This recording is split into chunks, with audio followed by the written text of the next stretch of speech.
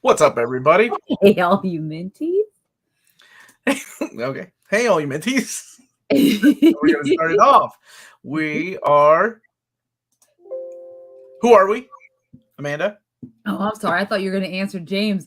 No, I thought you were going to read James first. But hey, guys, welcome to a belated edition of Reelz Talk with your host, the amazing Amanda, and my lovely co-host, the uncanny Omar. What's up? How you doing, What's Omar? up? Omar's drinking our favorite beer. I cannot because I still have to do You're still work pregnant? tomorrow. You No, gotta I work? have to do work tomorrow, and I've got a major meeting with a partner in Iowa, and my CEO is going to be on it with. Yeah, it's just a big thing. So I have to work tomorrow too, and my CEO is working with me and my boss, so I'm really stressed out. Yeah, see, this is why I wish I had my own YouTube channel. You do? What are you talking about? What are you doing? Oh my God, are you going to branch off? You're going to branch off already? I mean, I wish I could just be part of this YouTube channel and Omar could pay me a decent salary. No. Then you would have to answer me, and then I would be your boss, and I would be the CEO, and you're going to be like, oh my God, I got to get okay with that as long as my job was this every day. Then I would have better reasons for watching the crap I watch on a daily basis, like this movie. All right, yeah, we are here to talk about the League of Extraordinary Gentlemen. Yes, I can't stay, so I'll just save us time. Yes, the movie was that bad. Peace and love. Thank you. Call me peace and love. Call me Top Gun. By the way, I love that Daredevil, Man Without Fear. Yes, exactly. But before we talk about the movie, oh, hey Tim, how's it going? And just saying hi to some people here. CNS 84. Whenever I put this on like double screen, I can barely read with JT, what are you doing up? Why are you up? JT, we're so happy to have you on a Wednesday night. All across the city. Leah was here earlier. Leah was here. I like Leah, are you still here? Leah, are you still here? Answer yes or no. Answer my Q&A. Hey, we are Red Omni Dogs. We haven't rated it yet. Wait.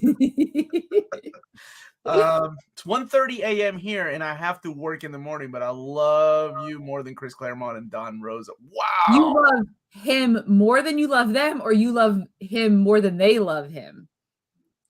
I hope it's neither. Neither of those. This is the movie that killed Sean Connery's career. It really we're going to talk about that. Speaking of peace and love, isn't that Jess Bragg in the background? Oh wait, it's just Sean Connery. Is Sean? Yeah, it's a good looking Jess Bragg back there. It is. So, League. We are going to be talking about spoilers if you've never seen this. If you've never seen this movie, it came out 20 plus years ago. But if you have not seen it, 20 plus years ago, don't you feel old? No, I don't. Oh, okay, good. I don't feel old at all. Every day, I feel like I'm in my 20s. You know what made me feel old? Watching this new movie on Netflix called Senior Year. And you know, when I was younger, and why did I think of you when I saw the stupid trailer of that movie? Oh God, you should watch the movie. Then you'll really think of me. But when I was younger, there was lots of movies, like 13 Going on 30, for example, about a girl in the 80s, who is in it's from the 80s, has goes back to present day, early 2000s, late 90s, and it still has that 80 vibe, right? Well, now it is early 2000s, but they're in 2022. So it's really kind of depressing. Oh, yeah, that's sad. You know what makes me feel old? Spears Drive Me Crazy segment, which really made me flash back to me and my sister with our video camera doing Britney Spears dance routines. And yeah, that movie was again made for me. Okay, wow. Yeah, that does make me feel old. But I haven't seen the movie. I did see the trailer. You know what makes me feel old is the fact that we're closer to the summer of 2069 than we are to the summer of 1969. And that makes me feel like I'm living in the future, like Jetsons, cars, and shit. Like how Bryan Adams feels. Bryan Adams was not talking about a year. I'm just saying. All right, so this is loosely based on Alan Moore's comic book. So we'll talk a little bit about that. I come from the comic book background, and my lovely co-host comes from the movie background. Especially when I first watched this, I did not read comics in Yeah, 2003. well, I think a lot of people, much like Road to Perdition or what is it, the American, oh my gosh, what is it called? Not American History X. Well, there's a couple movies that don't seem like graphic novels that are Yeah, I know based what on you're talking graphic novels, and I think this is one of them that a lot of people didn't know was based on a comic book.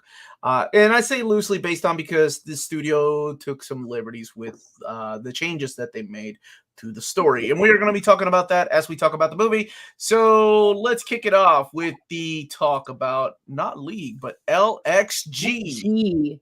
And this is Kismet that we are talking about this, even though we were supposed to talk it on Friday, but talking about today because we did receive news yesterday, I believe, Thank you. that Victory of Island.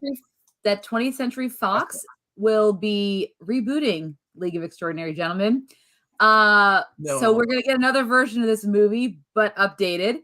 Don Murphy, who also produced this movie, will be returning for this new version as well. Hopefully, he'll bring in some different folks this time. He'll have to because I mean, he'll this have to bring in the movie, guy that played Tom Sawyer as Alan Quartermain. yeah, clearly Shane West is aged enough that he could do that. No, but clearly he can't bring a lot of folks back because one, Sean Connery, this is the movie that made him retire from acting, and he has sadly passed away. Yeah. Two, this is also the movie that has made the director Stephen Norrington decide to quit directing, and as of to this date, he has not directed a single film since this movie. Are you serious? So, I am not kidding. He JT's about to start work. It's 8:35 a.m. where he's at. Okay, buddy. Oh, good. Well, have a good work day. But basically, this movie has a lot of drama surrounding the making of it. And obviously, you can see that in the production of the movie and the outcome of the movie. So let's talk about League of Extraordinary Gentlemen, 20th Century Fox, which is now owned by Disney, everyone. This came out July 11th, 2003. It had a Rotten Tomato score of 17%, audience score of 44%. Wow, that is low. Super low. Yeah. That's why when we were Really? I was looking at a list on IMDb of the worst rated superhero movies. This is up there at the top. Morbius, not too far behind, guys. Also available to rent or buy. This episode is not sponsored by Morbius. I don't know why she's telling you all about that. So this movie was a $78 million production budget. It ended up opening at 23 million domestic gross, 66 million internationally, so 112 million worldwide. It placed second behind Pirates of the Caribbean, which came out the week before or a few days before on July 9th, 2003. Do not ask me how I remember that date, but it is the original Pirates Curse of the Black Pearl with Johnny Depp as the legendary Captain Jack Sparrow. So obviously that was clearly going to be the hit. This probably was not going to be the hit. We didn't know. There's always a chance. There's always a chance, but clearly Disney did something right with the Pirates franchise.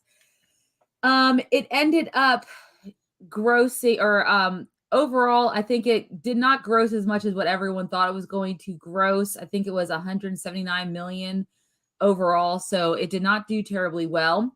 The critical consensus for the film basically was that there was a great premise, but the execution is what ruined the premise completely. Here are some of the snippets from the reviews back in 2003. Someone said from the Sydney Morning Herald that it's the marriage of Hollywood's least attractive couple, parsimony and greed. Despite Sean Connery and some impressive 19th century gloom, this big screen translation of Alan Moore's culty comic series falls to earth with an incoherent splat. And then Ebert and Roper said this film is odd, loud, unintentionally funny, and quite awful. So we'll see if Omar and I believe or feel that this movie lives up to what the critics are saying is a mess. So I will say I had prior to watching this for the show, I had only seen this movie one time. When it was out in theaters, I was on a date, and I used my date as an excuse to go and see this movie because A, League by Alan Moore, and B, Sean freaking Connery. Of course, I'm going to go watch it. Oh, yeah. Yeah, so I had thoughts then. I thought it was horrible. The date was okay. I had a second date with the lady, and we went to see, I can't remember what else, but I do remember League. The Date I would give probably 8 out of 10. Not bad. Not a bad night. Okay, not bad. This movie was pretty crap. And I remember like I paid attention to it because I was like, I love this movie. Let me tell you about the comic books. And she was like, oh, okay, I like some comics. But anyway, I had only seen it once, and then this was my second time viewing it. So about 20-year gap, and pretty interesting the things that I caught this time that I didn't catch the first time. What about you, Amanda? How many times have you seen this movie prior to us viewing it for this? I've definitely seen it a lot more than you have seen it. You got it memorized? I know the story beats. That's enough for me. Mm-hmm. And I know, you know, certain lines and things like that. But yeah, it was a movie that, you know, Shane West, lest we all forget, was up and coming, a very popular actor at the time. Love Actually. I mean, you know, there's a clear reason. Well, actually, the real reason that he's in this film is because not because of Alan Moore. I can guarantee you that. Not because of Alan Moore. Comic. Because 20th Century Fox believed Americans wouldn't care about the movie if there was not an American character in it. So it was to go see Dumb and Dumber because that would have Bob Saget in it. Oh, I love that movie. It's so dumb. But go ahead. But yeah, so they decide to since all these are literary characters in the public domain, except for the Invisible Man. That's why they don't call him the Invisible Man, because Universal still owns that property. But the rest of the characters, it was a public domain. That didn't make it isn't. It's not the Invisible Man. Everything else is public domain except for him. Same with Tom Sawyer, obviously from Huck Finn. And it is true that that there is a Tom Sawyer detective story that was written like later on in his career. Yes. League? Not in yes. No, not in League. No, the actual no. You're talking about Mark Twain. Twain actually did write like an actual novel later on about a slightly more adult Tom Sawyer being a detective. But so they decided to use the literary figure of Tom Sawyer as different times though, because we're looking at different years. He would have been the ages. I don't think he would have been like 60 years old. Never mind. But it's fine. I don't care. No, yeah, he would have been 60 years old. It would not have been Shane West. It would have been like whoever the contemporary of Sean Connery is, like at the time. I don't know. Okay, yeah. It should have been. So anyway, so the movie stars Sean Connery as Alan Quartermain, from King Stuart Solomon's Townsend, who I think was supposed to be like a super popular or up and coming. He was. Everybody wanted to cast him, including Peter Jackson in Lord of the Rings. I remember he was originally supposed to be Aragorn, right? Aragorn, right? Yeah. He was in Queen of the Damned. He was a, young, good-looking guy that people wanted to cast. Another character that was not in the comic books, Dorian Gray. Yep. Not from the comics. They just made it up. I love Dorian Gray, though. I think I don't know why. Did they ever give a reason why they added characters to the team? Was it not enough characters from the comics? Just I don't know why they added some characters like Dorian Gray. I just know they added Tom Sawyer because they wanted an American. And man, if they could only pinch themselves now for the popularity of things like Downton Abbey in America, that they'd be like, I guess we didn't need American we didn't need American characters. Reboot. They better cast John Cena as the Invisible Man. Not what's his name who plays Drax? I mean, he's pretty good at being invisible. John Cena, I think, is a wrestling thing. That was right. Isn't that a joke? Oh, I thought because Drax is the movie. Is invisible, right? You can't see it when he's not moving because that's the whole. Yeah, that was a joke. That's right. Right. Mm-hmm. Yeah. Okay. No. Okay. I'm following. Yeah. Is it Petra Wilson who plays me? Oh my gosh. From La Femme Nikita. Yeah. Oh my gosh, she is so. Woo. She is beautiful. And that voice. Oh, wow. That's one thing I didn't notice the first time I watched the movie. Because I didn't notice that was the girl from La Femme Nikita. And I thought this time around, I guess because I was watching it by myself, and I was like, wow, her voice is really sexy. Whoa. Super smoking hot.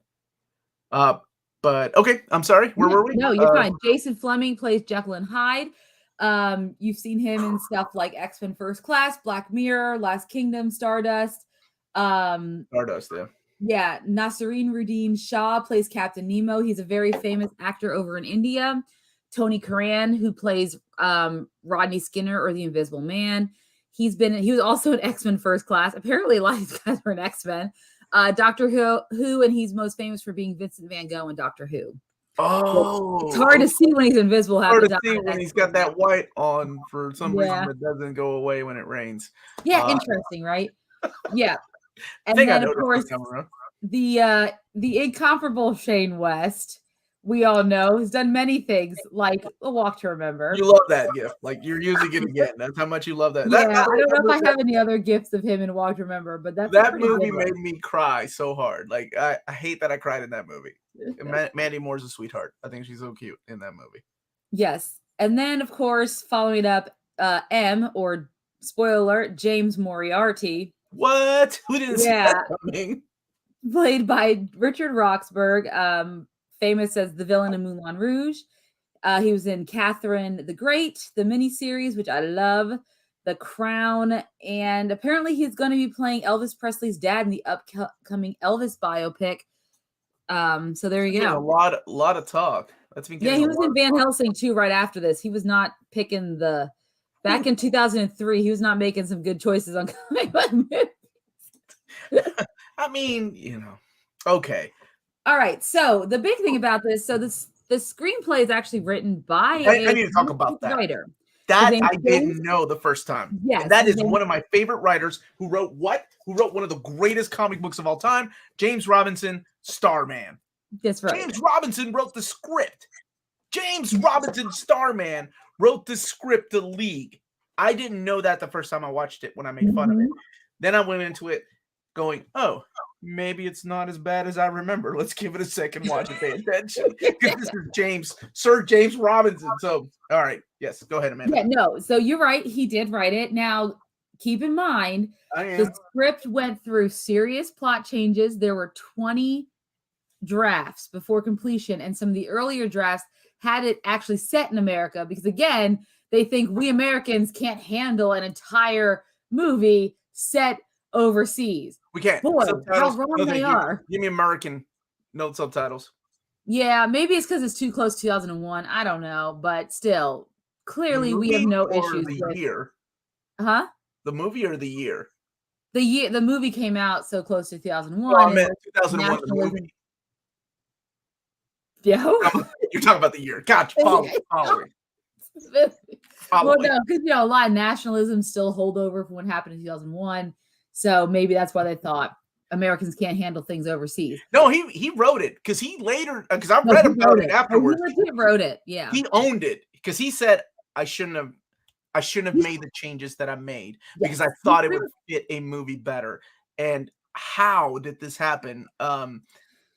Now there is something that happens later on that can change things, of course, and that is Sean Connery saying, "Oh, I'll do it myself," where he's editing the movie because he's tired of dealing with the studio. Yeah, and that's what happened. So the director is Stephen Norrington, who actually directed Blade, the first Blade movie. Kick-ass movie. But after this movie, it was such a hard time, and I think it truly is because him and Connery did not get along at all. They bickered and fought on set. And he swore he was never going to direct another movie again. And he actually has not, to this date, has not directed another movie again. He said he didn't like the studio supervision, the large crews, which is interesting since he did work on Blade. But him and Connery apparently disagreed on everything. Connery didn't like how Norrington would change things on set and during shoots. And apparently Norrington challenged him to hit him in the face on set. That's so badass. That's so badass. Okay. And in addition, so Connery, so let's talk about, before we talk about the movie, let's talk about all this because I think there's so much backstory. Sometimes there's movies that just get made and they're just bad. We should make a movie about the backstory of the making of the League. Should, because it's so fascinating to me. So Sean Connery, I saw someone in earlier, I think Project Viking talked about Sean Connery. I think he decided to take this film because he turned down The Matrix. He turned down Lord of the Rings. He turned down Lord of the Rings. I remember that. Because he didn't understand the scripts or didn't really and what the roles would be. Sean Connery's not drinking a dry martini or like punching somebody in the face or sleeping with some. Yeah, kids. he's like, Gandalf. What does that mean? Like, I don't know. Is that your Sean Connery? Because that was almost as good as my girl Petra within the movie. By the way, Yeah, it was horrible. It was which horrible. he let her do. Apparently, that was like What? the one and only time. Yeah, he was okay with her doing that because apparently he's not okay with people doing. He wasn't okay. I love hearing things like this. Just came here to say this is legit in my top 5 movies of all time. I love hearing things like this because we review movies here. Like I think there was a different division when it came to like our review of Doctor Strange. There were people that loved it, and other people were like, "Oh, this is the worst movie." So I find it interesting when people really enjoy something. But yeah, we'll answer the question if it was really that bad here in a little bit. Yeah. What else did you learn? Fascinating. So. He didn't really understand this role either, but he did take it. And they paid him $17 million. So if you think $78 million was the budget, $17 million that went to Sean Connery. When you look at the CGI, you can see where they weren't spending the money, obviously. And he also took it, mainly because Alan Moore also said he based Quartermain off of Sean Connery. So there was flattery involved there a little bit. I believe that. Yeah. Yeah. He had an addiction, right? Like in the books. Yeah, well, and Connery didn't like that, so he took it out. Connery said no to the opioid. That was in the original script, according to James Robinson. So I read the interview with James Robinson. Yes. That was interesting that Sean Connery was like, yeah, Sean Connery is not going to be addicted to anything. Exactly. Yeah, he's not going to do that. But yeah, this movie, at first, Sean Connery was not happy with the fact that the production was delayed because there was massive flooding in Prague, which is where they were filming. Of course, this is unavoidable because natural disasters happen, but nonetheless, he was annoyed by that. Then he was annoyed by all the changes that Norrington started making on set. And that pretty much led to the two of them hashing it out and fighting. And it got pretty bad. I think at one point Norrington had threatened or had tried to bait him into punching him in the face, apparently. So clearly, both of them did what they need to do for the press tours and things like that. But Norrington, I don't believe, actually showed up to the premiere of the film because Connery was there. There we go. Oh, Rachel Weisz. Yeah, very nice. I love Rachel Weisz. She was great in The Mummy. Oh, I know, which everything is. She's aged like a fine wine. She has. Yes. Now, anyways, where were we?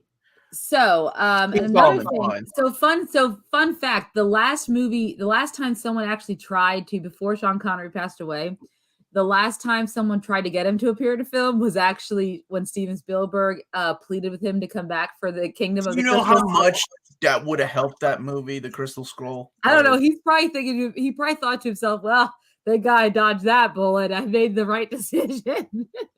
Shia LaBeouf swinging with a bunch of monkeys is not my Indiana Jones. But he did do a voice for a video game for James Bond. I know that. He did a little bit of voice work. But that was it. This was his last thing. Like, he was done with movies. Mm-hmm. Yes, I called Indiana Jones and the Crystal Skull. Did I call it Crystal? Did you say the Crystal Scroll? Maybe. It is owned by Disney now, so there is that chance that we're going to see a crossover. That's so weird. Okay. All right, so let's talk about the movie. All right, the movie. Or do you want to talk about the movie? I mean, I'm ready to give my review of the movie, but we can talk about the movie. No, let's talk about it. The basic synopsis of the film. So they're at the turn of the century. And obviously we are at, turn of the century. And it is at that time where, steampunk novels usually go, where we're at the cusp of some technological revolution, right? The industrial age is upon us.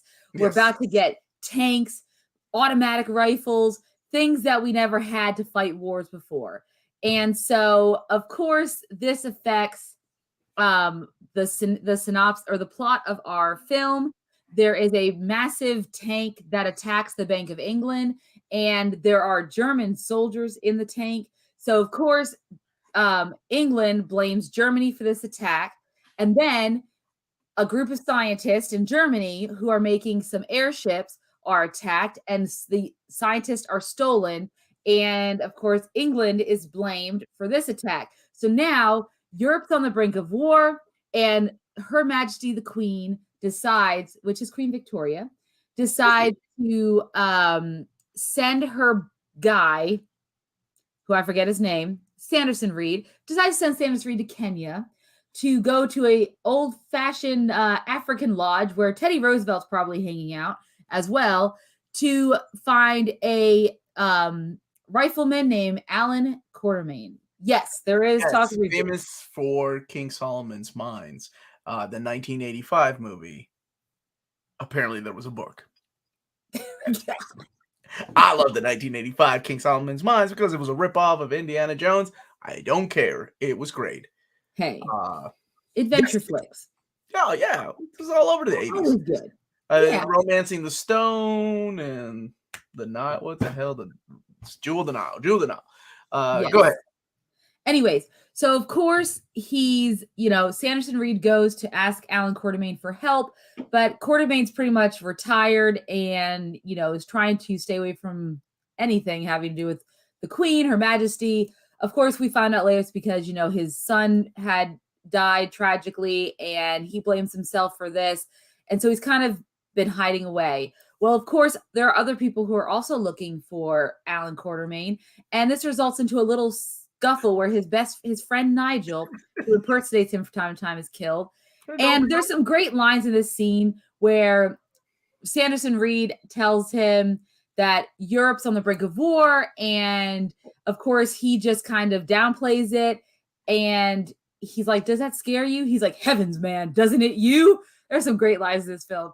And also when he talks about Africa and he says, it's Africa, sweating is what we do. I just love some of the lines in this film. They're not James Robinson lines. I feel like he let his daughter's friends write the script, or something bad must have happened. I don't get it. Yes. Anyway, so of course, Sanderson wants him to come. He's like, the war will come down here. If you don't come help us now, this war will come to Kenya. And of course, when those people show up, all hell breaks loose. They end up killing a bunch of folks. He does critically injure someone with his classic long rifle shot, even though he has to get his glasses out because he's old now. But the man takes a cyanide pill before he can reveal any information. And unbeknownst to all of them, they also left a bomb in that beautiful lodge, and it blows up. So, of course, this, propels Quartermain to come to London with Reed and go ahead and try to fight whatever this invisible enemy is that is trying to pit these two people against each other. When he's in England, he meets M, who is trying to put a league of extraordinary gentlemen together to fight the battles we cannot, or the Avengers, whatever you want to call them. But they are. We can't call them the Avengers. Like, that's owned by somebody else at the time. Yes, they are a group of extraordinary men who are called upon by the Queen and women. Well, they said men in the film. And that's when Mina Harker shows up after the fact. Mankind. Yes, mankind. Mankind is what you mean. Oh man. So we meet a bunch of characters in the offset. First, we meet. Yes, I would let her suck my blood all day, every day. Just saying. JT says that we're 10 minutes in. He doesn't recollect any of this. It happened. I've watched this movie 3 times in the last several days to prepare for this. You have not. Why would you have done that? I don't know. So we first meet Captain Nemo, and he is a legendary pirate, and Omar has gone dark on me. We also meet Rodney Skinner, who is a thief who stole a scientist's Invisible Man serum, but we can't call him the Invisible Man because Universal technically owns the rights to that. So he is Rodney Skinner, the thief. And we also learn about the Phantom, a man who's been selling secrets or machines that he's been creating to both sides of this war, and basically creating an arms race. And his whole goal is to profit off of it, while these two major world, these world governments just annihilate each other. And so our mission for that M has for this group is to stop the Phantom, but they also need to gather a few more people. And the idea is they gather Jonathan Harker, but he is actually dead. So his widow, Mina Harker, shows up, and we learn very quickly that he is dead because of Dracula. And I'm assuming Van Helsing is probably dead too, because she mentions they were working with Van Helsing.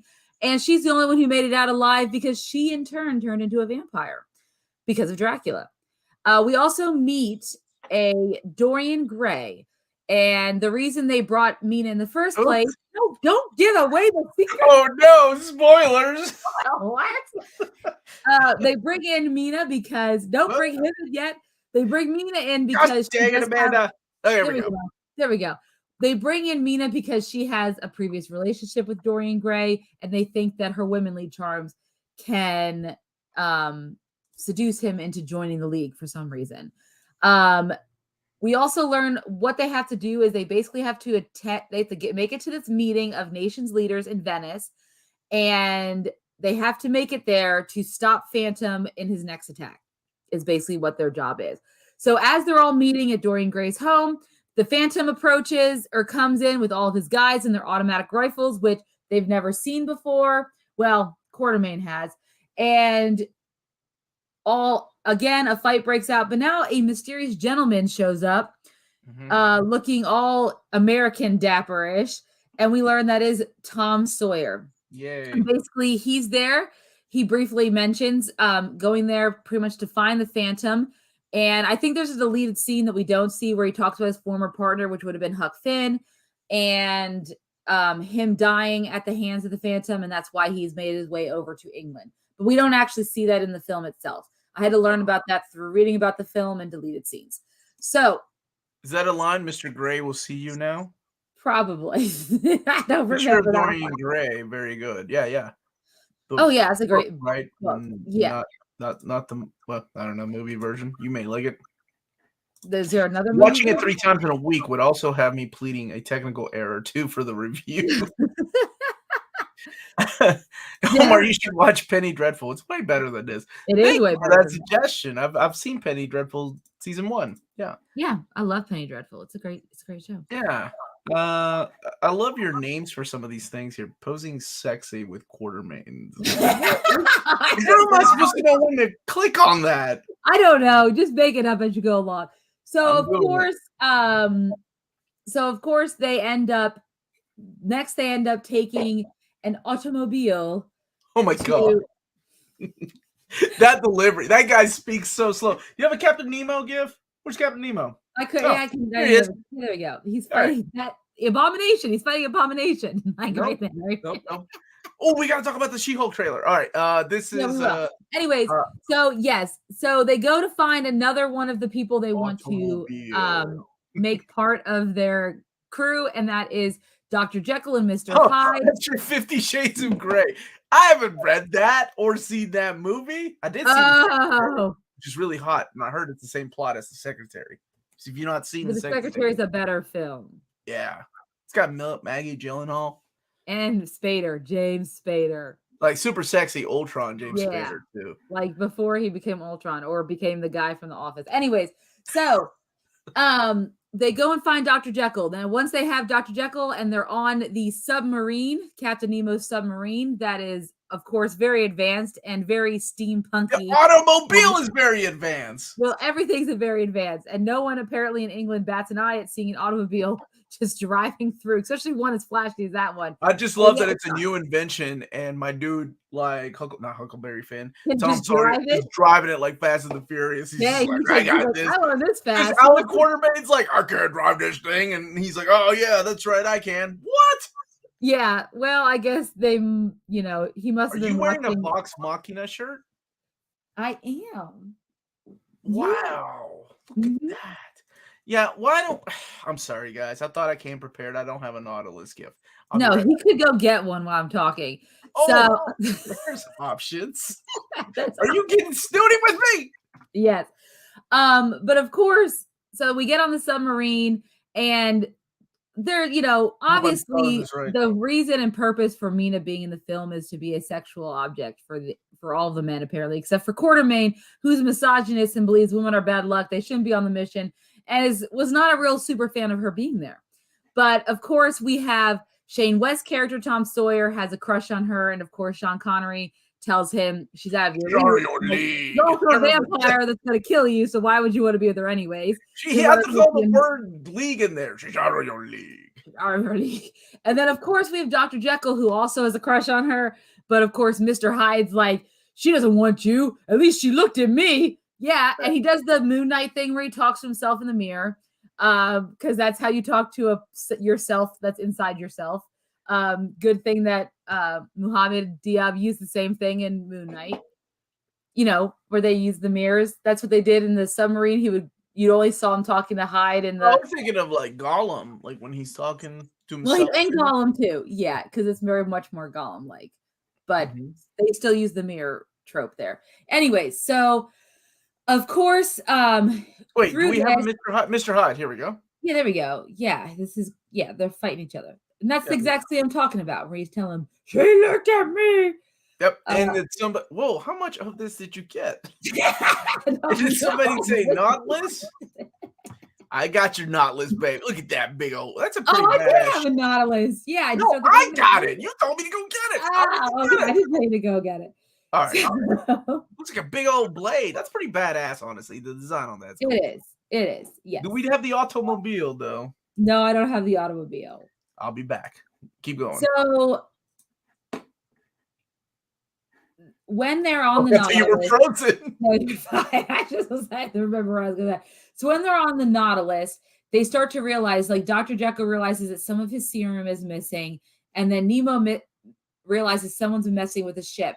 So they think that Skinner is a traitor, and then Dorian Gray actually mortally shoots him, and Skinner is able to escape in an exploration pod. And there's a big fight that kind of escalates on in the Nautilus itself. And as they're landing and kind of recovering from it, Ishmael, who apparently is shot and oh my god, I hate that line. Ishmael by Dorian Gray. Yeah, call me Ishmael. That was reveals to everyone that it wasn't Skinner, that Dorian Gray is the traitor. And then we get this really interesting video because M is so confident in his thing, he decides to reveal that he is the Phantom. He's behind all of this. And he's wanted to get to all of them to get their power. And if we remember correctly, Dorian, had some sexy time with Mina and kind of like bit her neck or got some blood from her. And of course, he took her blood. He stole some of Jekyll's formula, stole some of Nemo's technology. I don't really know what the hell he was trying to get from Quartermain. Did somebody say automobile? Automobile. Sorry, wrong. Sorry. I'm not. However, damn it, it's not even moving. It's just sitting there in the rain. What a crappy gif. Yeah, sorry about that. So there's your automobile. Cool design. Your automobile. And when they realized the deception, they also realized that there was a bomb on the submarine. They managed to escape, but of course, that happens. And they also realized that Skinner was able to escape with Dorian Gray, and he's actually hiding. And since he's invisible, he's kind of, which he probably should have been doing this the whole time, frankly, as the only man who can be invisible. So he's managed to get to M's evil lair. He's going to give them the coordinates. And so they go and get the coordinates, and they decide to launch their final attack and also free scientists. Apparently for Nemo is a big thing because there's some history behind that in his own family history with people capturing the families of these scientists in order to make the scientists work for M. So then we end up in the Arctic. And they take. Do we have a gift? I'm sorry. No, I don't have that. And they decide to go. So then we have this. They have to go infiltrate this layer. They infiltrate the layer. Of course, there's different battles that are occurring. Of course, Quartermain is fighting M, We have Hyde fighting a lackey that douses himself in the Hyde formula. Now you can show that gif. And we get a Abomination style Hyde version. Nope, you don't want to show it now? I got you, dude. I got you, dude. Hold on Okay. a second. No. Nope. Hyde? Nope. The Abomination Hyde. Nope. That one. Yes. And of course, Nemo comes to help him out. And then we also have the battle between Mina and Dorian. And Mina is a woman scorned. Nope. I gotta have a battle. Yeah. Mina is a woman scorned, and her and Dorian's battle, they're both immortals, so they're pretty much at it all day. And he manages to, he thinks, stake her to the bed. He thinks she's dead, but of course she's playing dead. And then we get this amazing scene. Dude, that's such a bad line, too. And she makes him look at his picture. And of course, we know what happens when Dorian looks at his picture. We get this awesome money's worth of CGI. I got you. Yeah. First of all, when he said I was gonna nail you one more time, but I didn't think it would be like this or something like that. Oh my gosh, how did James Robinson like do that? All right, so here it is. There's that amazing CGI. Wow, look at him, man. That's practical. And this came out after the first couple Lord of the Rings. It was not good at all. Only cool person was the Indian brother. Captain Nemo? Who's I did like Captain Nemo. He was pretty cool. He was one of my favorite characters. So then Cyclops better than Wolverine. So then Quartermain is fighting M. He ends up getting stabbed in the back, in the shoulder, and you think he's gonna die. M runs off with, I guess, the remaining serums, and he's gonna try to escape. And we also learn that he's James Moriarty in this as well. So where the heck was Sherlock Holmes in all this? Instead of Tom Sawyer, we should have got that detective. Anyways, and then, of course, Tom Sawyer, who's kind of become like a son figure to Sean Connery's Quartermain at this point. He takes his long-range rifle, and he uses his technique and is able to kill M and shoot him in the back. But, of course, Connery doesn't make it. Why? Because he actually wrote that he wanted him to die, I think because he didn't want to come back for the sequel after everything that went on. So, of course, we get our ending scene with all of them in Africa at his funeral of sorts. With an African shaman in the background. And yeah, there we go. For some reason, that's in here labeled. What the hell?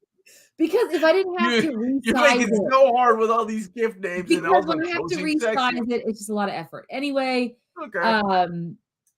so of course they decide to kind of go off and maybe still be a team.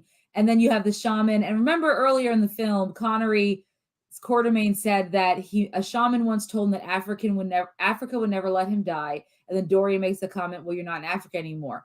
Well, as the movie's ending and the shaman's, reciting his words, you start to see the ground shake and you're like, ooh, is he going to come back to life? Is there going to be a sequel? But there's not, guys. No sequel is to be had. A reboot now, apparently, but no sequel. And the movie ends. And I'm sure I missed some stuff along the way, but now the more I think about it, it's kind of convoluted.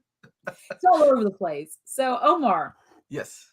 What did you think of League of Extraordinary Gentlemen? Okay. I think this movie, when I first watched it, I may have judged it too harshly. I think there were some things that actually worked about this movie. Like, let's separate the comic from the movie, first of all. Let's pretend like there was no comic this is based on. This is just your popcorn flick. Yeah. Not too bad, honestly. Not a bad action flick. I mean, we have movies like Fast and the Furious that do well, and I think this is just as good as the ones that they go to space. I don't see any difference. The dialogue was atrocious.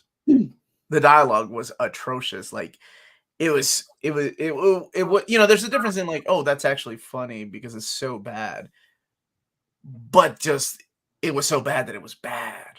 Like there was some Like lines. when Shane West says, "Boy, they told me European women had funny ways," and he didn't even deliver it well. No, and he is not a good actor. I don't know. I don't know if this dude blew up and is like on Penny Dreadful season 4 or something. But oh my gosh, no, He he was didn't blow horrible up in though. this. He was also in A Walk to Remember. That's what I remember him most. That's what made him famous. Ish. Um, there was a lot of use of practical effects, especially on Jekyll and Hyde. Mm-hmm. I was I surprised to noticed see that. that much special practical effects back then. I really thought they were gonna go full blown CG, like they did, kind of like with Blade, right? Blade had a lot of CG. Um, I thought the casting. I thought Sean Connery. You know, he's great. I love Sean Connery. I know that. He, end of the day, you know, you're gonna get Sean Connery in a movie, and he's gonna be playing Sean Connery regardless of his character, and he's gonna tell you what he's gonna do with the script. He's gonna be like, "No, my character Mm-hmm. is not addicted to what was he addicted to in the comics? Was it Opium. opium? I think. Yeah, yeah. Mm-hmm. So he's like, "No, I'm not doing that." Says Sean Connery.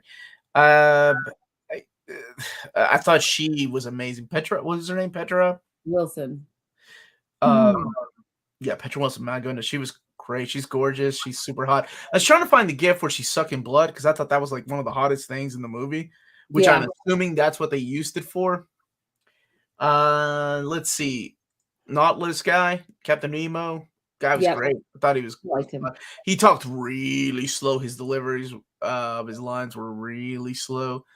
Um, didn't have a problem with Jekyll and Mr. Hyde. The only issues really I had were Sean West kid, Shane West. whatever the hell his name is. Yeah. And I don't know. There was really no need for him or Dorian Gray to be in this movie, honestly. No, they just need some hot guys. I guess so. Um, They're not even what the hot guys in 2003 I would have chosen, but that's fine. no, you would have probably casted Justin Timberlake and No, probably Orlando Bloom, but then he was already in Pirates, so he was getting out. He had just wrapped all Peta. the Lord of the Rings. Peta Wilson. Peta, Not sorry, Peta. Peta. I'm sorry. A non-native speaker would talk slow. Maybe this is true. This is a really good point. Perhaps, yeah. But I liked him. I think he's a great actor, and I thought he did a good job. And the guy who's the guy that played Invincible Man? He did all right. Yeah, I really didn't have that big of an issue with the cast. It was my issue was mainly the plot and the dialogue. Just bad, like really bad. What about you? What are things you liked about the movie and didn't like? So when I remember, like, I never read the graphic novel and obviously didn't know it existed back in 2003. When I first saw it, I just was attracted to the film because of the literary characters. Obviously, with my background, I was really interested in the idea of all these characters from maybe not Quartermain. I wasn't quite sure where he was from, but a lot of these characters from stuff that I really enjoyed reading in school and things like that. So that's what really had drawn me to it. And upon rewatching it as a popcorn flick, 3 times. Yeah, as a popcorn flick, I still enjoyed it for that aspect of it, but I could see a lot more problems with it this time around than I did before. The dialogue is awful. You know, just like that, the scene with Dorian Gray, which now to me he looks like a poor man's version of Jared Leto for some reason, and I can't get over it. Did you say Jared Leto? Yes. Okay. He in that one scene where he got shot and the guy purposely rips his shirt open, which is so why? Just to show his half naked body and the bullets receding. And he goes, "Who are you?" He goes, "I'm complicated." Like, I mean, come on. I've written better dialogue in my fan fiction. It is, yeah, it is quite interesting. Like I said, some of those lines that they have in there, Shane West can't deliver for anything. I think that Skinner and Nemo were standouts for me. And I also liked Mina. I just, watching it again as, I guess, an older person, like, I could definitely tell where they definitely wanted to use Mina's character more for just eye candy. I mean, she had some agency, I guess, But I know in the comics, she's more of a lead, like putting everything together type of a He's the role. leader. Yeah, In and in comics. this, she's not. She's apparently not welcomed by Sean Connery's character, and everyone else just wants to screw her except for Captain Nemo. Oh, okay, not everybody else. I don't remember my Well, I tape mean, saying, "Wow, she's hot." well, Said yes, she was pretty hot, yeah. yeah, and I just feel like they, Jared Leto in Morbius is a poor man's version of Jared Leto. Also true. Me too, man. I haven't known about the comic when I watched the movie. It is interesting to go into it like yeah. uh as just a popcorn flick. And hey guys, I'm pretty sure I watched this and forgot about it. Isn't a poor man's version of Jared Leto just Jared Leto? You guys are so I'm hard sure on it poor is. Jared Leto. Yeah. Guy's a method actor. Yeah, and obviously the CGI has not aged well at all. I mean, you think about other It's movies. pretty crap. It's pretty crap. Yeah, you think about other movies, like I can even give like the Raimi Spider-Mans with some of the CGI with like Doc Ock and stuff. I could give that stuff a pass. I can give definitely Lord of the Rings, I feel like holds up. But this Oh, is yeah, Lord of the Rings yeah, definitely holds up. Yeah, Blade was pretty atrocious too. Like going back and yeah. rewatching, it's gonna be interesting if we ever do that. Was it really that good for Blade? Because I feel like Blade, the CGI hasn't aged well at all. But you can't really fault the CGI. Like it's hard to judge it because this is 2003, right?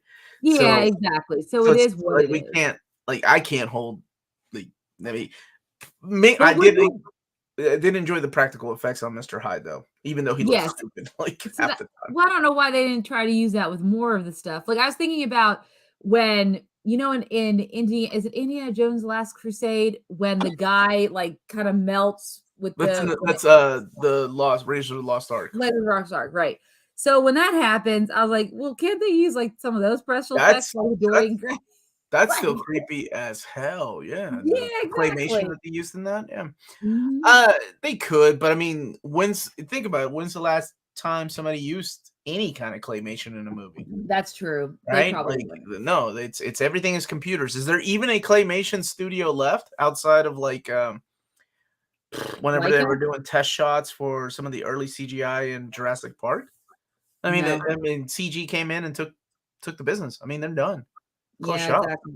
Unless they're doing animation only. Yeah, so but other than that, the plot, it was all like when I look back at it, it is like there's trying to be two different movies. And I think it's probably because James Robinson had a part, and then once it started rolling, you had the battle between Norrington and Stop it, Ted. I'm not talking about no damn Shaun the Sheep claymation. I'm talking about in a movie, like where they're live actors, not a kids cartoon. It's a good yes, answer though. exactly. Um, so Matt is Anyways, trying to think this, and I think I'm remembering Van Helsing. Yeah, it's which pretty. also came out around the same time too. So Yeah. that's not unusual to be thinking of two things. But I think yeah, this movie suffered from a lot of behind the scenes drama that affected the plot and the script. And of course, I think the studio did have interference, especially when they said they had to add that American character. I keep thinking that messed with the script as well, because now you're Well, adding in someone who needs dialogue, backstory, lines that probably didn't even need to be there in the first place, but 20th Century Fox insisted, and so they all had to comply with it. And y'all that need to probably, stop with these walls and grommets and oh chicken my run God. and Shaun the Sheep. I'm talking about live action mixed with claymation, damn it. I don't even know what Robin Robin is. Um, There you go. yeah. But that's And then the big issue is what it was such a mess that Sean Connery took it upon himself to edit the movie, help edit yes, the movie, right? Sean Connery was like, there's still something in here. You know what, Smutlock? I'm yes. actually gonna say yes, he does. He did well. He did Isle of the the Isle of Dogs, right? Dogs, but that's full Mhm. claymation. It doesn't have any live action. I was thinking of a mix of live action with claymation in there. I guess artsy writer or directors do. It's good to see you, Smutlock, fellow Kentuckian. Yes. Damn it! No more mentioning Oh, claymation that only features claymation. I meant like movie live action mixed with claymation. he's trying to prove a point, guys. Let him prove that Chicken point. butt tick, God damn it! There goes my point. There it goes. It just left Okay, the room. screw All right. off. and then watch in the next Indiana Jones has a mix of claymation. Yeah, I hope they do. Yeah, that'd be awesome. But anyways, but overall, I still would sit down and watch this film like I used to when back in the day when it showed up on FX. Now, granted, I don't have cable anymore, so I would have to go search for it on HBO Max. Which, if you guys do want to watch this film, we did not mention this. Probably should have, but you can go watch it on HBO Max if you have a subscription. Sorry about the guys. You can watch it. Oh, sorry, you missed that. But make sure you type in League of Extraordinary, because if you just put League, only the Justice League stuff pulls up. It's all Batman, all Justice League, all Wonder Woman. You won't find this in the top 10 search options. You have to make sure you type in or say, use your little Siri and type in League of Extraordinary Gentlemen. This is the longest way to tell people what to They're like, is part of the review telling me how to look for a movie on my HBO Max if I have HBO Max? Exactly. You never know what you're going to get here on your main condition. Okay, Amanda, anything else you want to add about the movie? And then we can give it our score and answer the question if it was really that bad. No, I think I'm good. I think I've added good. Okay, ladies first then. Out of 10, what would you give Tom Sawyer Dorian Gray? I would give it a middle of the road 5 out of 10. 5 out of 10. Okay. As for me, I think I enjoyed it more than you did then. This is a 6 out of 10 for me. It wasn't that bad. I'm going to go ahead and say it wasn't that bad. I actually had a lot of fun with it. It's atrocious dialogue. It's outdated CG. But there were just things about it that I'm like, okay, that could work. That actually might work still. So did Elf use claymation? Is that but that was also 2003. Oh wait, that is 2003. No, but that's pretty good though. Compared, like, remember when they did the Burl and Ives Rudolph kind of like snowman, and then that's right. They did it in Always Sunny too. Yeah, that was on purpose. What about you, Amanda? You gave it a 5, but was it really that bad? It's not as bad as the critics. I don't think it's like a 3 out of 10. It's not as bad as Morbius. I would not watch. I still think Hellboy is worse than Morbius. And I would not watch Hellboy again. I would watch. Like I said, if I need something to watch in the background, I would put this on and let it run. Okay, well, I think I would put the Real World Reunion on more than this in the background if I needed. I'll put on Our Flag Means Death and enjoy the crap out of it. If I had to watch something, that's different. I'll put on Julia. I mean, we keep going back and forth. All right. Everybody that has seen this movie, what would you give it out of 10? 6 out of 10. That's pretty high. Jesus, that must be the beer talking. No, I need to go back and see what you give other movies. I gave Catwoman a 1 out of 10 because I said at least it had some good lighting, and that was practical effects. Where's our practical effects? Practical effects. I said we keep talking about practical effects, and I didn't even bother using the best gift. Just for practical effects, baby. Don't get better than Catwoman. Oh, dude. Look at that. That's how a real human body falls. Can we go back and revisit Catwoman just like every year so I can use Sean? Is Sean Connery out of Hayden? I know Hayden would appreciate that. If he was on, he would enjoy that. Never bothered to see this movie, and now I know I was right. Out of 10, a 3 out of 10. It's a Batman as a detective out of 10. That is a 6 out of 10. That is the same score I gave. Did I rate this the highest out of everybody? Really? I'd give it a 3. 0. Like 0. Like the people didn't even get together to make a movie. Like 0 out of 10. Dialogue is pretty. Someone said I think my man. Yes. My man, Project Viking, Alex, 8 Pulp Gold throwback. Well, so that's the thing. Dialogue. The beginning had promise. Like yes, the beginning had a lot of promise, right? Where we had a clear where we were going. But then once we started adding everyone to the mix, then it kind of veered off track. I don't know if they knew what to do with all these characters in bringing them together. Definitely wasn't as tight as how Joss Whedon did it in Avengers. Yellowstone season 5 premieres on November 13th. Breaking news. Are we already switching over to other news? I'm just breaking news right now. I'm sorry. You just found out? That's awesome. Yeah, I just found out. November 13th, Sunday, November 3rd. I'm so ready. I love that show. All right, let's see what everybody else is giving it. A 4 maybe for the action sequences. Smart Luck sticking to his 3, 7 or 8. I need to watch it again and hear the dialogue. It's pretty atrocious. The new Chip and Dale movie has claymation and live action. Thank you for that, John. 3 out of 10, 5.675 out of 10. That is pretty precise.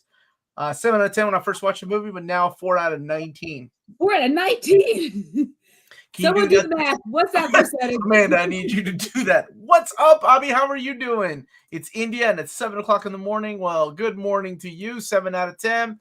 For the time it came out, 7 out of 10 because the concept of the Avenger style of literature. Okay. That's like a 21%. What's the one that he gave it out of 19? What's that? 4 out of 19. Oh. So like a 2. I can't do that math. That's way too late and too many beers to do that math. So, Amanda. Yeah. What else we got to talk about tonight? Well, we got 4 out of 10. A little bit of news. So a 4 out of 10. But 4 out of 19 is still, yeah. Anyways. That's exactly what Amanda said. Yes, that's what relegated a strong female lead to eye candy. There was no redemption for Quartermain. No, but it was, yeah. Like I said, it's what we do. What's my favorite Connery Bond film? Oh man, I'm partial to Dr. No or The Man with the Golden Gun. Those are my 2 favorite. Gold. Yeah. Those are. There's a part of me that likes Moonraker. But those 2, man. Could you guys talk about the upcoming She-Hulk series? We are going to be talking about that. Just about to talk about that. She-Hulk. The people have. She-Hulk. How about that She-Hulk CG? Yeah, we do need to talk about that. Yeah, we do need to talk about that. Hopefully. We have a transition here. Let's see. Do we have a transition? Yep, there it is. Transition. She-Hulk. Transition. Yes. So, yeah, She-Hulk, the Ally McBeal comedy for the MCU television world, has premiered its first trailer. We had some snippets right here and there. Huh? We had, before this we had snippets. Yes. Very snippets, but now we're getting this is our full feature-length trailer where we get to really see Tatiana Maslany in full She-Hulk. Well, I'm so glad you said that instead of me. Yeah, you're welcome. In full She-Hulk, and boy, does she look smoking hot in a dress. That's it. You have a GIF? Is there a GIF? No, I didn't see the I GIF. didn't have time because it came out at work today. All those GIFs were all found last week before we canceled the show. Damn it, Amanda! Find me a GIF. Anyways, oh my gosh! Yeah. Okay, I'll be right back. Okay, so She-Hulk trailer came right out. Here, we get to see, of course, She-Hulk and her cousin Bruce Banner in it, and it looks like in the full title is She-Hulk Attorney at Law. Yes, hopefully we'll see some other people, poke up. We saw the girl from The Good Place. I can't remember her name off the top of my head, but she is playing the villain Titanium. Oh, Titanium. Titanium, yes. And you got to see a little snippet of her in the trailer as well. Tim Roth came back as Abomination, because I keep mentioning that guy today for some reason. But we get to see him. And fun fact, if you go and watch Shang-Chi and Shang-Chi, and you see the scene where Abomination's fighting Wong, and then he takes him back to the portal, and you see kind of like this, like red pillars of light and stuff. It is the same exact place that he's sitting in She-Hulk. So it basically was the prison that Wong put him there, essentially is what I'm trying to say. So you think that Wong's going to show up in this? Oh, no, it's already been confirmed. Wong is showing up. Confirmed by who? Someone, but it's been confirmed that he is showing up. Being a superhero. Friends, can we get some shots, please?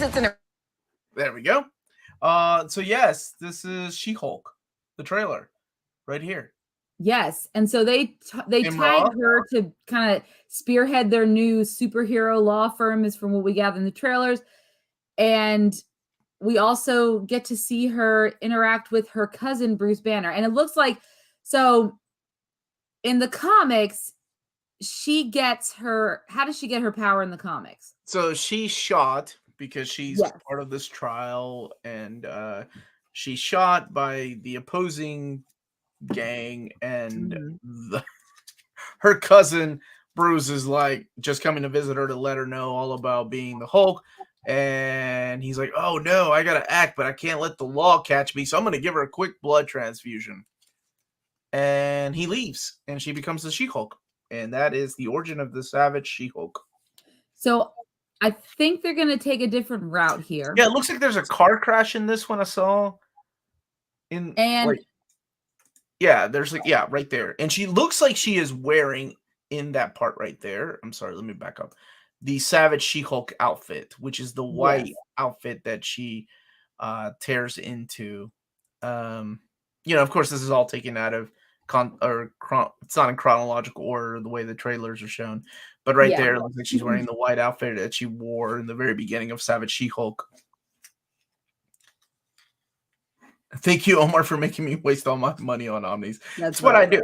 It's what I do, man. It's what I do. You're welcome. So, and in the trailer, so I think that even though she gets in a car accident, I don't think she's going to end up needing his help. So a lot of people have been speculating that because he mentions that the Infinity Gauntlet had a lot of gamma radiation, gamma that is kind of like in him, and that's what makes Hulk unique, or Bruce Banner's Hulk unique, or whatever. And whenever he snapped his finger, there's a lot of gamma radiation all over the place, and maybe that activates something within her, and that's why she goes to Bruce for help, is what I'm thinking. But that's what a lot of people are kind of theorizing right now. They don't think it's going to go the same route as the comic. Okay, so this is what I was talking about, like a car accident, because we get this shot right there. Yes, exactly. So it's like, and then we get the shot of her wearing white, looking at a reflection of herself, turning into the Hulk. This is the shot that we saw earlier from, I guess, a couple months ago. Yes, and I love that they turn it green. By the way, that's a nice touch. I do want to point something out here. Not the shot. No, right here.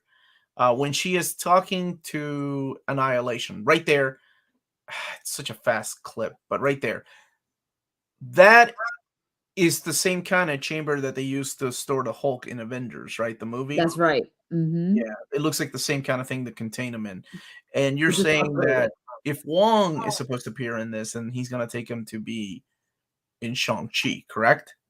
No, he's taking him from Shang-Chi, and he ends up here. Oh, gotcha. Okay. Yeah. Mm-hmm.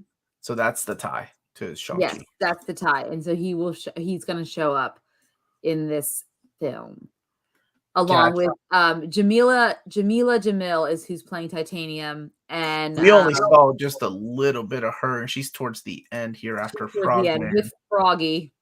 But yeah, this is definitely a different. That guy's super hot. This is definitely Annihilation. Not bad. Yeah, of course. Not bad. But yeah, let's keep talking about this so we can talk about more about the trailer. It's definitely different. It's different. It has a different feel than the other ones. This is definitely a,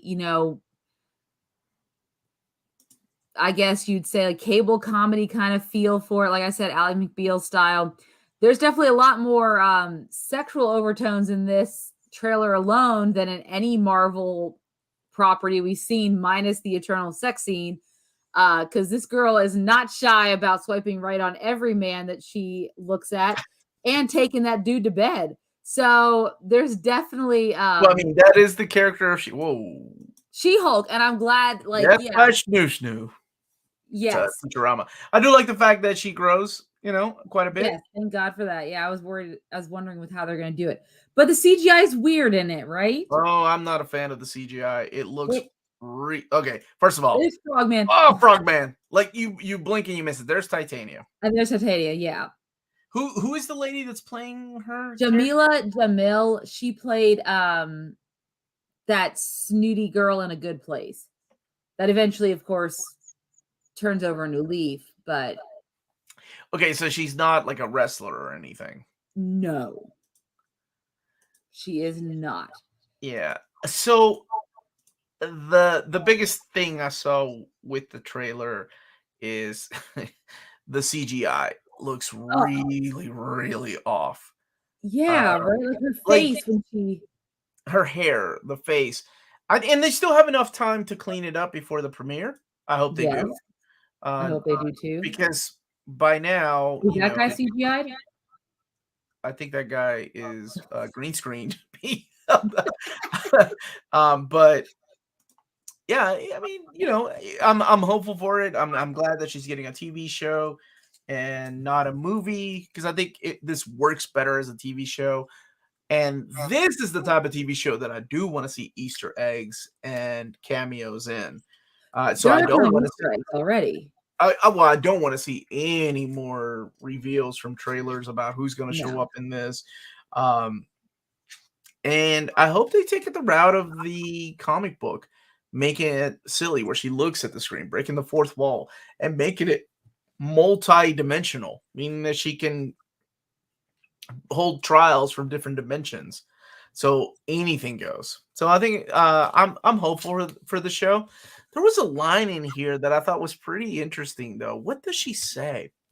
It's When something. It's um when the Hulk says something to her about getting angry. She said, oh, "Isn't say, that "Well, I'm a all woman. We're scared and angry all the time," or something like that. right?" Like I found that. Well, I found that. Here's the thing, though. I found that in this day and age to be not the usual way they portray these female leads in shows and TV or TV shows or movies. Uh, Yeah. right? You're used to the strong female lead, and to say something like that kind of goes back to like almost like an 80s mentality, which I thought was interesting for this character. So Yeah. No, I'm excited about it. I think it has 9 episodes, which I wish Moon Knight had 9 episodes, to be honest. So I'm a little because that had way more of this like monumental, like epic story to tell with these Egyptian gods. This seems more of like a grounded romantic comedy type superhero yeah, TV series. And I know we're going to get more of it too. I think this is not one of those that's going to be limited. I believe this is one that we'll see multiple seasons of, which is to give them time to really make the CGI great, hopefully. where's the actress from? Orphan Black. And she was phenomenal because she had to play like a bunch of different versions of herself. Oh, So yeah, she, yeah. like many Marvel characters in this day and age, currently in phase 4, has experience in playing against different versions of herself. Just like Tom Hiddleston or Oscar Isaacs or Doctor Strange or Spider-Man. Apparently it's a thing now in the MCU. So how many episodes? How long are these gonna be? They are 9 episodes. I don't know if they're going to Wow, be 9. This is the longest show that we've Disney's seen. had. Again, Okay. like I said, I wish they gave Moon Knight 9 episodes. 3 more could have probably benefited from maybe Yeah, giving that show could have benefited from some tighter editing too, though. That's true. I hope each episode is a different case. Yeah. I hope that even the first episode where she becomes She-Hulk, she's already dealing with a case, and then each episode features somebody else. I hope we just get one episode of like just an origin and not this overall arc of like how to control her power and having the Hulk show up from time to time. Yeah. Yeah, I'm Still excited not to see where this Smart goes. Hulk, but that's fine. What's that? The Smart Hulk, like, What are you gonna yeah. do? I hope to see Howard the Duck in this. So hopefully they'll fix some of the CGI before the premiere of the show. When is this premiering? This premieres. That's a good question. Hey, somebody else said it. Ms. Marvel premieres in June, so Yeah. this won't premiere till after that, probably in July or not. Well, probably in August, I think. August Oh, wow. 17th. Sorry, yeah, So August there's 17th. no premiere date? No, August 17th. Okay. So we got some time because we still have to go through. We still have to go through Ms. Marvel. Yeah, I'm excited for that. Yeah, That's a different and type of finish show. up Obi-Wan. So Oh, Obi-Wan. Yeah. I know. Okay. So what else is going on in the world? Let's see. Well, one thing that's kind of sad we didn't get to talk about last week. Do I want to mention it? Is that the actor Fred Ward had passed away last week. Yeah. Yes, who is famous. Most people probably know him from Tremors. One of my favorite films. Him and Kevin Bacon were amazing in it. Their little their little tag team trying to kill these massive giant earthworms underground. It was great film. I've watched that a lot. What did he pass away from? They haven't revealed his cause of death. Well, at least by the time I'm reading it, they haven't revealed his cause of death. I remember him from Remo Williams, which was in the 80s. Yep. Movie. Yeah, he was great. He's great. Yeah, what else is going on in the world? Remo Williams. So we had a host of cancellations. So Omar and I were talking about this recently. So CW has canceled a lot of their shows, including Naomi, which only had, I think, one season. And I hadn't got a chance to see it, but they also canceled. George Perez passed away too. I talked a little bit about it on my Saturday stream. He was one of my favorite artists of all time. Hence why I have this kind of little tribute to him back here. Mm-hmm. There's not enough words to talk about how much of a gentleman and how much of a wonderful person he was. And yes, he will be forever missed. If not for him, we wouldn't have shows like the Titans and things like that. It's true. I'm sorry. Yeah. You were saying that CW canceled a whole they canceled a whole host of shows, including Naomi, Superman and Lois. Oh no, I'm sorry, not Superman and Lois. They canceled. Oh, I was going to say Superman and Lois. No, they canceled Batwoman and Legends of Tomorrow as well. So basically, it sounds like Discovery is doing a pretty much a big overhaul. It was also revealed that so we mentioned earlier in a couple episodes about the Wonder Twins. You know, the actress from 1883 was supposed to star in it. The guy from Riverdale as well, but it looks like that is not also going to be happening either. So it looks like Discovery they canceled it already. Yeah. So it looks like Discovery is kind of really going back now, because keep in mind Discovery bought Warner Brothers, right? Yeah. From AT&T Time Warner. So now it is a completely separate thing from those two. And so it's going to be interesting moving forward what they are going for as far as the DC, EU, where their properties are going to be housed and what properties are going to come out. I know we had talked about them trying to find someone like a Kevin Feige, but like more business oriented and focusing on some of their flagship properties. So I think Omar, Batman, Superman, we're going to have like only Batman, Superman things come out. If we're lucky, Wonder Woman. Well, Wonder Woman has already, they've already started the third movie, right? Isn't that happening? I think so, as far as I know. Oh my gosh! But I'm not entirely sure. Wow, they're really chopping up the DC EU, huh? Yeah, we just don't know what's going to happen. I mean, this is what happens when corporations go for buyouts. We lose some properties that we might have been expecting. So in your opinion, what do you think will happen to things like Flashpoint and Aquaman 2? Now that we've had delays and we have a new buyer, or we have a new owner, we have a new board to keep happy. And this is just our opinion, and then anybody else that wants to chime in. What do you think will happen with movies like Flashpoint and Aquaman because of certain problematic actors, right? Like, do you think that do they run with it? They keep delaying it? Run with it, Flash. I think they are. I think they'll still run with them. I know that I believe in some of the recent trial stuff that's come about. Amber Heard even said something about how they cut a lot of her fight scenes and stuff out of Aquaman 2 because of the trial. And so it looks like they've already been, we all were like, why haven't they recasted her yet?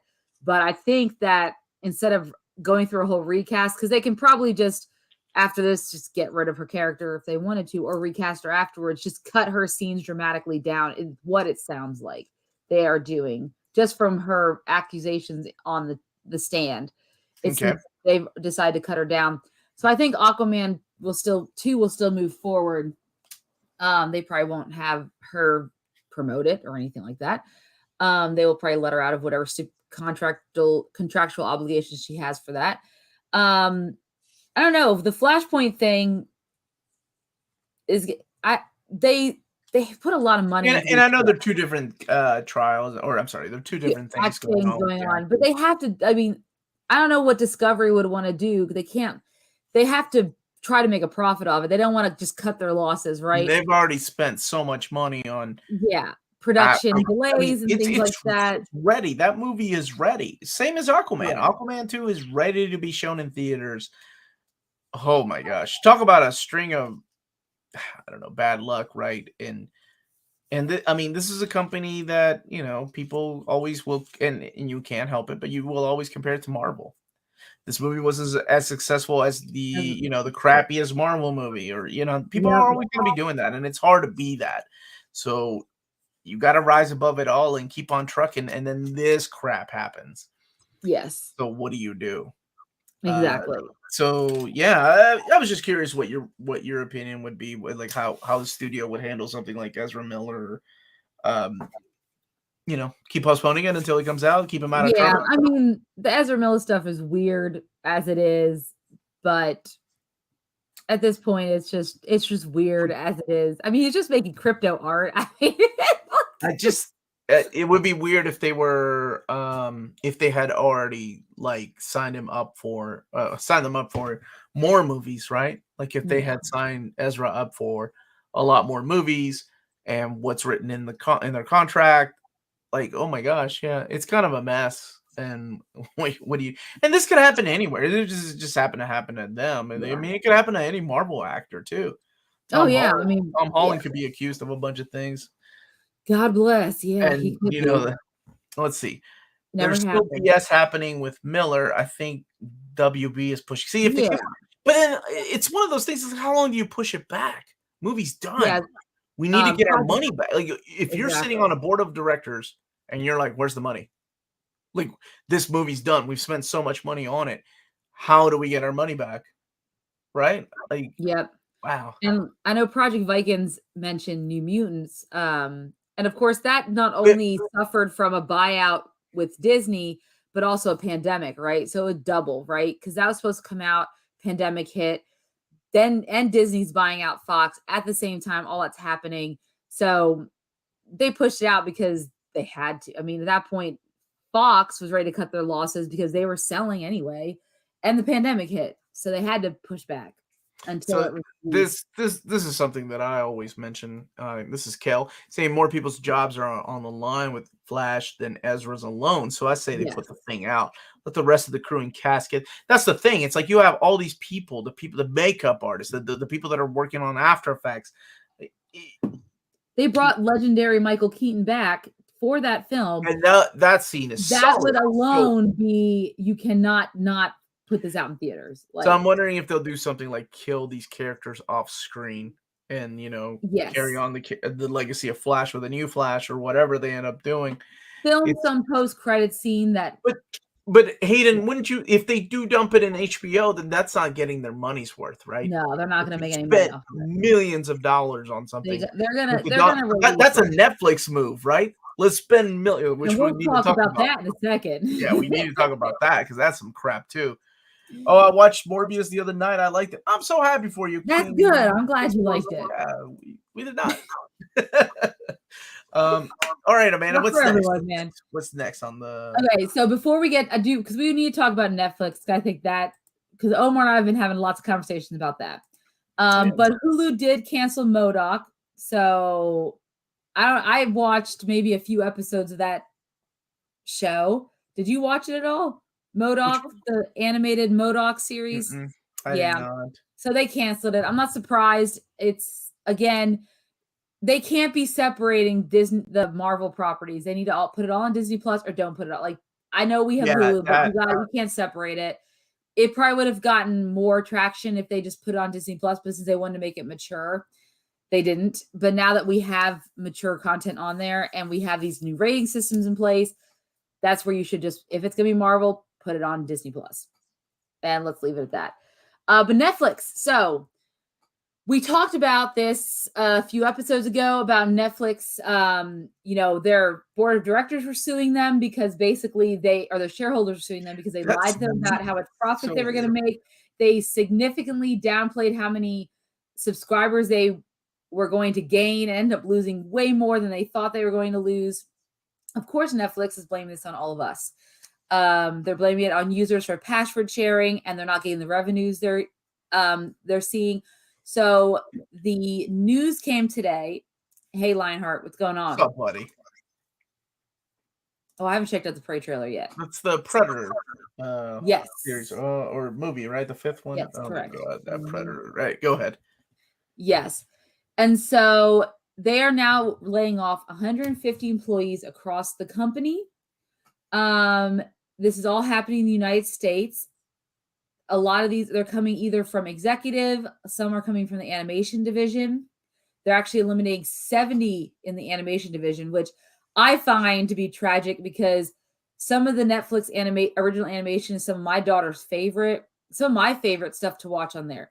Not the reality shows. No one gives a shit about the reality shows. Maybe someone does. I don't know. But- This is this cake? Yeah, like, is this cake? No one, I don't care about That's that. one of But I the do worst enjoy the posts I've animated ever stuff. seen on a show. Cycle Cleveland just chiming in. No, it wasn't that bad. It was worse. No, dude, it wasn't that bad. Cycle Cleveland. Anyway, go ahead. Yeah. And so they're giving them a severance package that starts at 4 months. Canceled Though it could Bone. We canceled increase. everything. They canceled Anthony. Everything. Let's talk about the great things they canceled and the things they leave on the table. Or we could talk about, the money what they decided to spend it on, like options to make all these Knives Out sequels. And the $500 million what they spent. That's on that? look, here's the thing. Let's say that again. That's $500 million on things that haven't even been written. I do love the Real World, but it has to be like the Real World I Yes. watch. Okay, no, don't call me out on that now, Rodimus Prime. Let's stay focused. Okay. But spending $500 million on a property of They made good money, but sequels for movies that haven't been written is just so weird compared to the comic. Right. We're not comparing it to the comic cycle, Cleveland. Maybe we'll do an episode on that though. We'll read League. We'll let Amanda read League. I don't know. They've been making a lot of weird moves. Here's the thing. This is what always trips me out. Whenever Netflix has these movies that cost millions of dollars, like the Ryan Reynolds movies, right? He's got a couple of movies on there, millions of dollars on those movies. How do they get their money back? It's not like these movies are going to go out to a movie theater. I understand an independent movie like Roma, right? And they're going to release those in theater because they want the Oscar. Because they want to, right? Exactly. But how in the world are you going to make your money back on a summer blockbuster type of movie that you're spending millions of dollars on? It just doesn't make any sense. Because Amazon could do it with like the Tomorrow War, which is like an independent HBO can do it by releasing it in movie theaters and then a month later in streaming. Yeah, but how does Netflix do it? They're not, and that's the problem. But then they're blaming the users because of password sharing. And I was they've been doing that. I mean, look how long they've been doing I know, but now they're actually losing money. So and they're going to keep losing money. Yeah, and I think they will initiate what they said they were going to test out in, I think, Brazil or one of those countries in South America. They're going to test out where they would prompt people who have an account. We noticed you're logged in somewhere else because of password sharing, their technology, they can locate it. Would you like to add an additional money on that technology? Yeah, would you like to add additional account buddy for $5 extra a month or something? And so I think they're going to try it here because they're desperate and they won't admit that they made some bad business decisions on what they're spending their money on content-wise. And I get it. They don't have as many licensing agreements anymore because everyone and their mother decided instead of Netflix having our content, I'm going to make my own streaming service. Screw you, Netflix. I don't want to pay you money. So that's really what it all comes down to, right? It all comes down to money, and people saw the chance of pulling their own shows. Oh, they're making so much money off of Friends. They're making so much money off of The Office. We could have our own streaming service and just have that.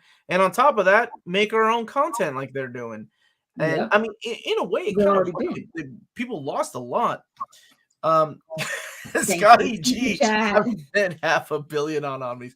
I'm so sorry, buddy, and thank you so much for the super chat, my brother. Thank you so much. You have not spent $500 million on Omnis, though. That I don't. Password sharing since 2010. Yeah, I mean That's right. yeah, we do it. My brothers and I, we do it. I get Yeah, Peacock, and they get me like Paramount Plus or something. But exactly. the minute that you start blaming, your customers, that becomes an issue. It does. Because Customers are not going to like if that. you don't take any responsibility for the mistakes that you've made as a company, then you pointing fingers at your customers is going to lose you a lot of business. That's just the way it's going to work. Yeah. Stranger Things is expensive, and they actually did something good with the recent season of Stranger Things, which is split it up into 2 seasons. You notice they've been They doing did that with Ozark. Ozark. Mhm. Did you watch Ozark, by the way? Yeah, I did. Well, I haven't finished it yet, but we started watching the last. Talk to me when you finish it. I want to hear your thoughts. But like Stranger Yeah, Things with and Grace Ozark, and Frankie too. we don't have to talk about that. But they're splitting up into different months, and I think that's smart because one of the things that they do is they dump all the episodes in one episode or in one day, right? Whereas they Mhm. don't string you along every week, which is the smart thing that HBO did. Which a lot of the Boys does that, right? They don't dump it all Yes, in one day. Boys is Yeah, so Boys is Amazon. weekly. Yeah, Amazon does that's it the way it weekly. should be. That's the way it should be. HBO, Disney, they're the only ones who just dump it because that's become their model. And Again, Omnis, not by people, Marvel. I mean, people will adjust because it's not like it's not like Disney. No one's watching Disney shows. No, people are watching HBO shows. People are watching Amazon shows. They wouldn't be popped if they weren't. So Netflix should try that model. But at the end of the day, yeah. Grace and Frankie was the best Thank you, original Hayden. content Netflix. Hayden, you misspelled I will tell you, I was just and watching Dark Crystal. the last season. The whatever filter editing they're using to make everyone it's just to try to make the women look a little bit younger. It's intense. It's like, wow, this is filmed so bright compared to everything else. Marvel Anyway, Conan. What do you know, Nathan? Do you yeah. know what I know? But yeah, at the end of the day, I think Netflix is going to have a reckoning here shortly. Yeah, I think they'll lose some business. Between And then this they're and their gonna, memo telling people if you don't like that what we do, then don't work here kind of thing. It's yeah. I mean, look. Let's go back. What was it? 10 years ago, whenever they wanted to do their big price jump of like 40%. Did you see the release of those emails that were like, okay, yeah, we're gonna lose, across Yeah. 20% of our customers, but look, we're making it 40% more expensive. That means that we're gonna make up the revenue from these people that are still Yeah. how do you treat your customers like that, man? That's messed up. I know it's a business and you need money, but it just you get too cocky and then you're gonna get blockbustered. Exactly. Did you see the Mindy Kaling little she's got a new show called Velma? I didn't even know about this. But somebody No. sent me a picture. Is it the Blockbuster show? Blockbuster. Wait, what are you doing? No, so Melissa Fumero from Brooklyn Nine-Nine and Randall what's his name who plays Agent Wu? What's that guy's name? Randall Park. They're starring in a comedy where they work at Blockbuster. So I guess it's going to be No. This is a cartoon. And apparently people are freaking out about this Velma picture that was unleashed. Is it like Velma, like Scooby-Doo Velma? Yes. So it's a take on that. Here, let me show you the picture. I downloaded it on my phone. I mean, I love Mindy Kaling, so Sex Lives of College Girls. Her reaction was like, I don't care. Like she said, I don't care if people are freaking out. She has a huge ass backbone, yeah. Well, she's got huge ass money too. So that's the image that got leaked of Velma. And people were like, this is not Scooby-Doo. This is violent. There's nudity in this. What is this about? And apparently she's playing the character of Velma. And like her response was like, I don't care. So apparently it's What is that gonna be on? HBO? That I don't know. Because she has Sex Lives with College Girls on HBO, so I don't know. It's just it interesting. is HBO. Yeah, it's Is HBO. it HBO? So it But I sounds think like it's it's going to deal with HBO. just called Velma. Omar and Amanda, Ezra Miller fiasco. What I realistically think what will happen is that WB Discovery will decide that the scandal has to mark the final nail in the coffin for the holdover. Does that mean that they go ahead and release it? Because then you're punishing everybody else that made the movie with Ezra Miller. So I say go ahead and release it. It's just, I just supposed to release it. Let's see what happens. I mean, you're gonna wait on it till next year? And what the hell could happen between now and then? You might as well do it now. I'll trust anything Mindy Kaling does. It's the Harley Quinn show for Scooby-Doo. That's what it is. What is this, Scooby-Doo or for Rick and Morty fan? No, it's just a show featuring characters from Scooby-Doo. Ezra Miller is clearly having a major mental health crisis and they need some help. Yeah, I agree with that. I mean, yeah, they do. Yeah. Still going to be better than Daphne and Velma movie. Wait a minute. What kind of movie was that? Hayden. I don't know. I've never seen it. I don't think it's what you're thinking of, though. Oh, okay. No, okay. It's like 10 o'clock. All right. So last piece of news that we should discuss, because I know we were both excited about it. So if you are a fan of Cobra Kai Yellowstone. season 5. What? Cobra Kai season 5? Yeah, that. And also, apparently Yellowstone season 5. But let's talk about the Yellowstone prequel, 1932, because we are getting Harrison Ford and Helen Mirren.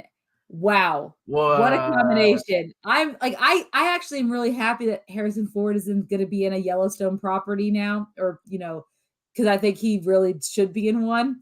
I would love to see him and Kevin Costner, when has Harrison Ford done television in the last, I couldn't tell you when's the last time he's on television. But was he even in the Young Indiana Jones Chronicles? I think he got Harrison Ford to do Young Indiana Jones Chronicles. No. And why do I keep thinking that's going to be Ryan Gosling? No, he was in Young Hercules. So wrong one. Yeah, okay. Nope, wrong guy. Better Call Saul mid-season finales this Monday. I need to catch up on that. I thought Daphne and Velma being together on the low was there for a while. Me too, but I think that might have been me shipping them. We don't know what characters Harrison Ford and Helen Mirren are playing. I assume they're going to be the grandparents if we're talking about that year. So Harrison Ford was in an episode of Indiana Jones. I can't remember.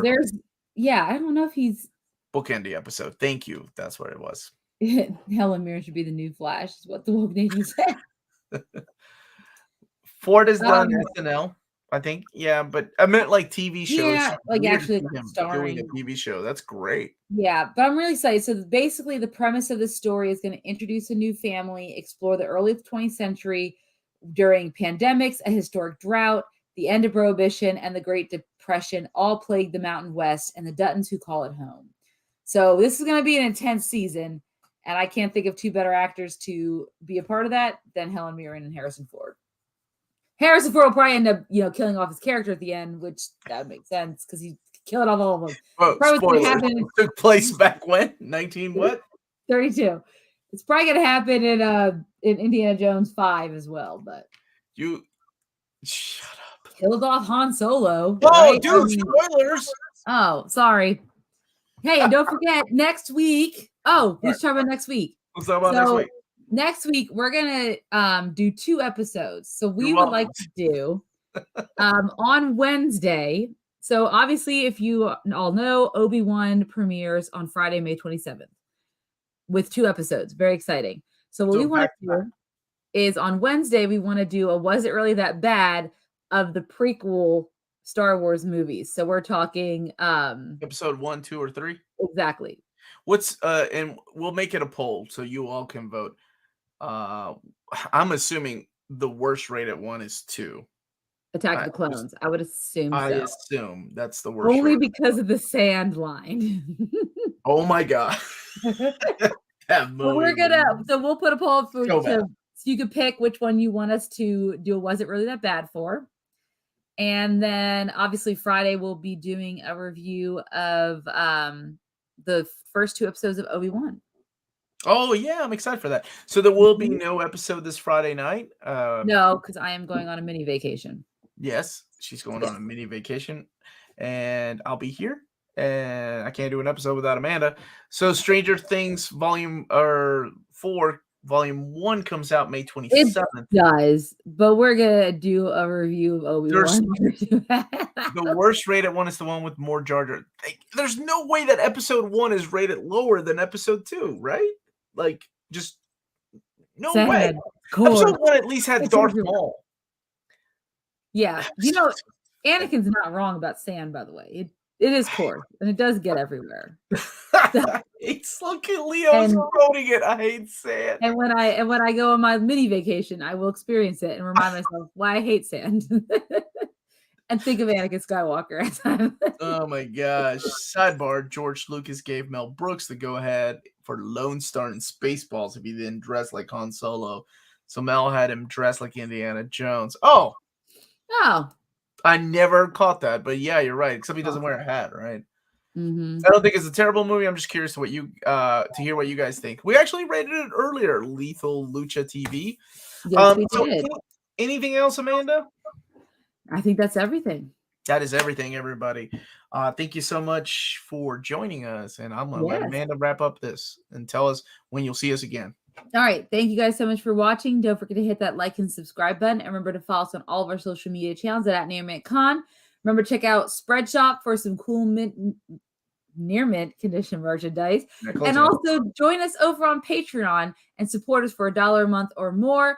And if you do, you can do some really cool things like, I don't know, maybe learn more about my mini vacation. And then, of course, if it's classy and cool, it must be near mint.